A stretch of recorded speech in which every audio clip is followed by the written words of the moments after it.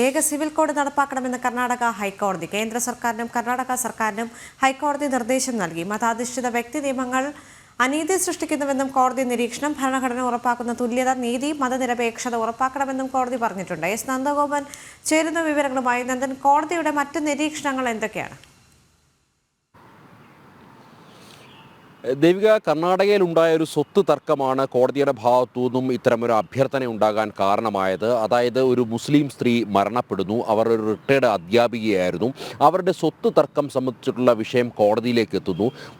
അവരുടെ മുഴുവൻ സ്വത്തുക്കളും തനിക്ക് വേണമെന്ന് ആവശ്യപ്പെട്ടുകൊണ്ട് ഭർത്താവ് രംഗത്തെത്തുന്നു. അതേപോലെ തന്നെ സ്വത്തിൻ്റെ ഒരു ഭാഗം തങ്ങൾക്കും വേണമെന്ന് ആവശ്യപ്പെട്ടുകൊണ്ട് സഹോദരങ്ങളും രംഗത്തെത്തുന്നു. ഇതാണ് ഈ കോടതിയുടെ ഭാഗത്തു നിന്നും ഇത്തരമൊരു UCC അല്ലെങ്കിൽ ഏകീകൃത സിവിൽ കോഡ് എന്നുള്ള അത് നടപ്പാക്കുന്നതിൻ്റെ ആവശ്യകത സംബന്ധിച്ചിട്ടുള്ള ഒരു പ്രസ്താവന അല്ലെങ്കിൽ അത്തരമൊരു അഭ്യർത്ഥന കോടതിയുടെ ഭാഗത്തു നിന്നും ഉണ്ടാകാൻ കാരണം. ഇവിടെ കോടതി ചൂണ്ടിക്കാണിക്കുന്നത് ഭരണഘടന മുന്നോട്ട് വെക്കുന്ന തുല്യത, നീതി, സമത്വം, സ്വാതന്ത്ര്യം ഇതൊക്കെ തന്നെ ഉണ്ടാകണമെന്നുണ്ടെങ്കിൽ അവിടെ UCC നടപ്പാക്കണമെന്നുള്ളതാണ്. മറ്റ് വിഭാഗങ്ങളിൽ നിന്നുമുള്ള ആൾക്കാരുടെ സ്വത്തുക്കൾ തുല്യമായി പങ്കുവെക്കുമ്പോൾ അല്ലെങ്കിൽ അവരുടെ മക്കൾക്കും അനന്തരാവകാശികൾക്കും തുല്യമായി പങ്കുവെക്കുമ്പോൾ ഇവിടെ മുസ്ലിം സ്ത്രീകൾക്ക് ആ തുല്യതയോ അല്ലെങ്കിൽ ആ സമത്വമോ അത് ലഭിക്കുന്നില്ല എന്നുള്ളതാണ് കർണാടക ഹൈക്കോടതി ചൂണ്ടിക്കാണിക്കുന്നത്. അങ്ങനെ ലഭ്യമാകണമെങ്കിൽ അല്ലെങ്കിൽ അവർക്കും മറ്റ് വിഭാഗങ്ങളിലുള്ള സ്ത്രീകൾ അനുഭവിക്കുന്ന സ്വാതന്ത്ര്യവും സമത്വവും നീതിയും നടപ്പാകണമെങ്കിൽ അല്ലെങ്കിൽ അത് പുലരണമെങ്കിൽ അവിടെ UCC നടപ്പാക്കണം. ഇതര സംസ്ഥാനങ്ങൾ, അതായത് ഉത്തരാഖണ്ഡും ഗോവയും ഒക്കെ നടപ്പാക്കിയതുപോലെ UCC നടപ്പാക്കണമെന്നുള്ള ഒരു അഭ്യർത്ഥനയാണ് പ്രധാനമായും ഹൈക്കോടതിയുടെ ഭാഗത്തുനിന്ന് മുന്നോട്ട് വെക്കുന്നത്.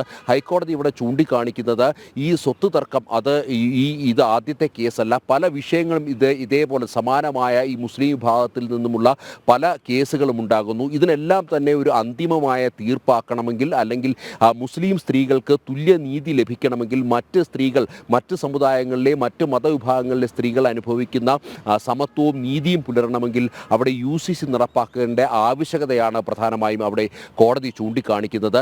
കോടതിയുടെ ഈ അഭ്യർത്ഥന അത് കൃത്യമായി കേന്ദ്ര സർക്കാരിനോടും അതേപോലെ തന്നെ സംസ്ഥാന സർക്കാരിനോടും രേഖാമൂലം അറിയിക്കുവാൻ വേണ്ടിയുള്ള നിർദ്ദേശവും ഹൈക്കോടതി ജഡ്ജിയുടെ ഭാഗത്തു നിന്നും ഉണ്ടായിരിക്കുകയാണ്. ഞാൻ നേരത്തെ സൂചിപ്പിച്ചു, ഇത്തരമൊരു സ്വത്ത് തർക്കമാണ് ഇതിലേക്ക് വഴിവെച്ചത്. ഇപ്പോൾ ഉത്തരാഖണ്ഡിൽ UCC നടപ്പാക്കി. അവിടെ ഇത്തരം സ്വത്ത് തർക്കങ്ങൾ ഇനിമേൽ ഉണ്ടാകാനുള്ള സാധ്യതകളില്ല. ഗോവയിലും സമാനമായ അവസ്ഥയാണ്. എന്നാൽ കർണാടക അടക്കമുള്ള UCC നടപ്പാക്കാത്ത മറ്റ് സംസ്ഥാനങ്ങളുടെ സ്ഥിതിവിശേഷം അങ്ങനെയല്ല എന്നുള്ളതാണ് കോടതി വ്യക്തമാക്കുന്നത്. അവിടെ ഈ ഭരണഘടനയിൽ വ്യക്തമാക്കുന്ന തുല്യതയും നീതിയും വേണമെങ്കിൽ UCCയുടെ അനിവാര്യത അല്ലെങ്കിൽ UCC നടപ്പാക്കേണ്ടതിൻ്റെ ആവശ്യകതയാണ് കോടതി അടിവരയിടുന്നത്.